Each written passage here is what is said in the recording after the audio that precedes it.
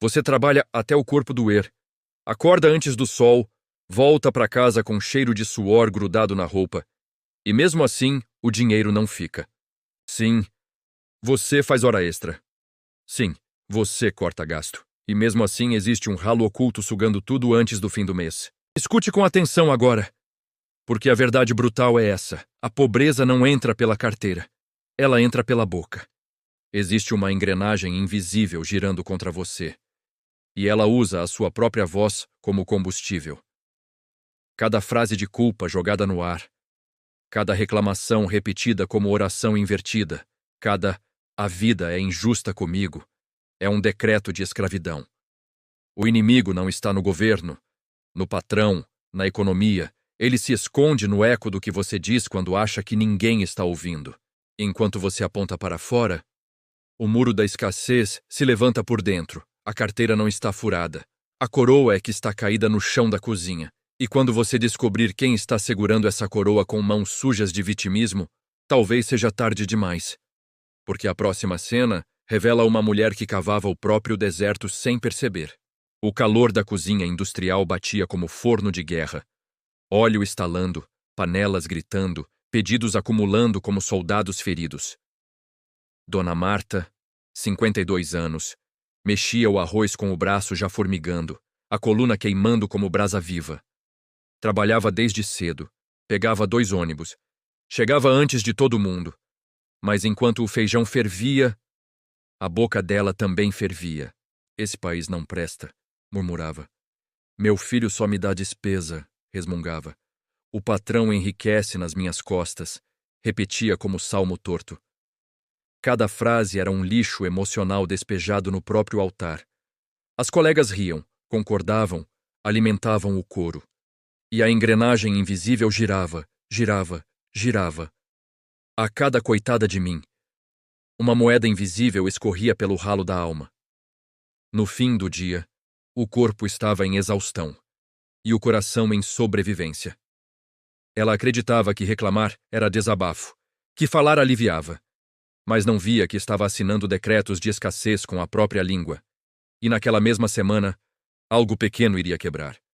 Uma peça minúscula de metal que parecia banal, mas que abriria a porta para o diagnóstico mais brutal da sua vida. No meio do barulho da cozinha, no meio do vapor, no meio do fogo, o relógio de pulso de Dona Marta engasgou, fez um tec e morreu.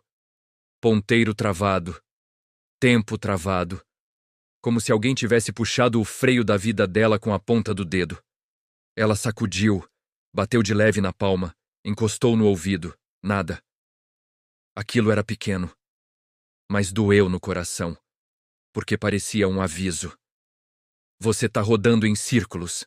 Depois do expediente, ela atravessou a rua com a mão latejando, entrou numa lojinha estreita e tomou um choque sem barulho. Lá dentro não tinha grito, não tinha rádio, não tinha panela. Tinha silêncio, um silêncio tão limpo que dava para ouvir a própria respiração. Na parede, relógios alinhados como soldados, todos firmes, todos obedecendo. Atrás do balcão, Senhor Elias, velho, cego de um olho, mexendo em engrenagens minúsculas como quem governa um reino de metal. Dona Marta sentou, colocou o relógio na mesa, e a boca dela abriu sozinha. Começou a despejar culpa, preço, patrão, filho, vida. Elias não respondeu, só ergueu o rosto devagar, e o silêncio dele começou a pesar mais que qualquer grito, como se estivesse esperando ela terminar de cavar o próprio buraco, para então soltar a lâmina. E quando ela respirou para reclamar de novo, ele levantou a mão e... o gesto foi simples, mas parecia ordem de general no meio da guerra. Cala! A palavra saiu baixa, firme, sem raiva, sem pressa. O silêncio caiu pesado na mesa como martelo. Senhor Elias pegou o relógio, virou, abriu a tampa com uma ferramenta fina, olhou as engrenagens paradas, depois olhou para ela. Eu fui você. Só isso. Eu reclamava do tempo. Até o tempo parar para mim. Dona Marta tentou rir. Tentou dizer que a vida era dura, que todo mundo reclama, que falar alivia. Elias fechou o relógio e empurrou de volta. Não conserto máquina de quem tem a engrenagem podre. A frase foi seca, clara, fácil de entender, como tapa que acorda. Quem terceiriza a culpa, entrega a coroa. Quem vive dizendo que o mundo é o vilão, vira escravo do próprio eco. Ela sentiu o rosto esquentar, o peito apertar, mas não era humilhação. Era a verdade batendo na porta. Elias apontou para a boca dela, depois para o peito. Sua carteira não está furada, sua língua está. Passe 7 dias sem reclamar de absolutamente nada. Nada. Se falhar, desista de governar a própria vida.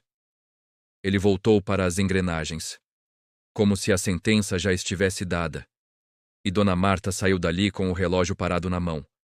E uma guerra começando dentro da alma. Na manhã seguinte, o calor era o mesmo. O óleo estalava do mesmo jeito, a coluna doía igual. Mas havia uma regra nova marchando dentro dela. Dona Marta amarrou o avental, respirou fundo e fez um decreto simples, quase infantil. Hoje eu não reclamo. Parecia pouco, parecia bobo. Mas o corpo dela sentiu como se tivesse prometido escalar um muro alto demais. Antes das 10, o gás acabou no meio do preparo. O patrão gritou do outro lado. Uma colega soltou: "Isso aqui é uma bagunça!" A velha frase subiu pela garganta de Dona Marta como fumaça quente, pronta para sair. Ela abriu a boca e travou. Mordeu a língua. Sentiu o gosto de ferro. Fechou os olhos por 2 segundos. Silêncio. Um silêncio pesado, quase doendo nos dentes, mas firme como escudo levantado. Ela percebeu algo estranho. Quando não reclamava, a energia não vazava, o corpo ainda estava cansado, mas a alma não estava se espalhando pelo chão. Era abstinência. Como tirar açúcar de quem viveu de doce a vida inteira.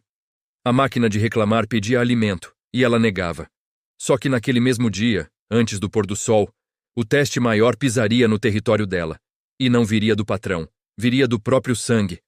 No 4º dia, Dona Marta já sentia a garganta coçar por dentro, como se a reclamação fosse um bicho pedindo comida.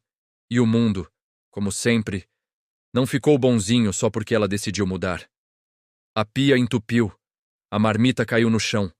O patrão fez cara feia. Ela respirou, presença, mão no peito, e deixou o silêncio fazer o trabalho.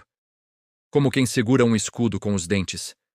Porque ali era uma escolha, um caminho. Aí o telefone tocou e o sangue chamou.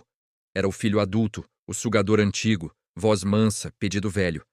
"Mãe, me faz um pix, só hoje." Antes, ela faria. E depois viraria sirene, chorando, culpando, reclamando, como se a boca fosse lixo derramando no chão. Mas agora tinha regra, tinha propósito. Tinha Deus como juiz dentro do coração. Ela lembrou do relógio parado, lembrou da verdade brutal.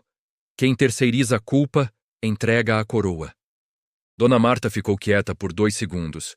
A alma gritou, o corpo tremeu, e ela falou só o que um general fala. Não. Sem ataque, sem desculpa, sem oração barulhenta, só fé limpa. Desligou. E naquele mesmo instante, algo estranho aconteceu na cozinha dela, como se uma engrenagem escondida tivesse começado a girar do lado certo. Mas o preço disso ainda não tinha chegado, porque o 6º dia estava vindo com uma armadilha pior. O 7º dia amanheceu comum. Sol entrando pela janela, café simples na caneca, o corpo ainda cansado, mas o coração em pé. Dona Marta abriu a bolsa, contou o dinheiro da semana e franziu a testa. Sobrou. Pouco, mas sobrou. 86 cis exatos, que antes sumiam em decisões feitas no calor da culpa, no impulso de agradar, no medo de dizer não. Não foi milagre caindo do céu. Foi vazamento fechado. Naquela semana, ninguém veio pedir emprestado de última hora. Nenhuma briga nasceu da boca dela. Nenhum drama cresceu porque ela não regou com palavras. O silêncio virou muralha. O governo interno começou a ficar forte, como um músculo que dói no começo, mas sustenta depois. E algo maior aconteceu. Ela percebeu que quando parava de falar mal da vida, a vida parava de lutar contra ela. No fim da tarde, ela atravessou a rua de novo. Entrou na loja estreita, colocou o relógio parado sobre o balcão.